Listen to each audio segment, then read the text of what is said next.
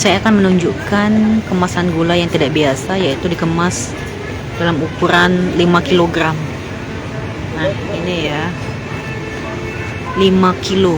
Kalau biasanya kemasan ukuran besar seperti ini cuma bisa kita temui di beras ya. Kalau beras ukuran 5 kilo mungkin sudah biasa ya. Tapi kalau gula ukuran 5 kilo, saya pribadi baru ketemu di sini ya. Nah, akan kita bandingkan ini ukuran yang setengah kilo. Nah, seperti ini ya, kecil ya. Ini 5 kilo. Jadi ini bisa jadi solusi kalau yang lagi butuh gula dalam jumlah banyak, sebab beberapa waktu lalu, bahkan saat ini juga ada supermarket yang tetap membatasi pembelian gula maksimal cuma hanya boleh beli 2 kilo untuk satu konsumen per hari ya.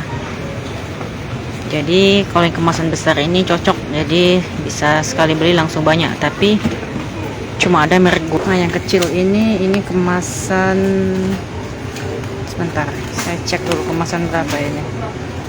Nah, ini 300 gram atau 3 ons ya.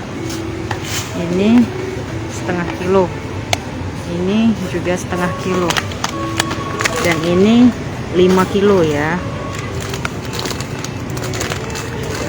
Jadi dia dikemas persis seperti beras ya.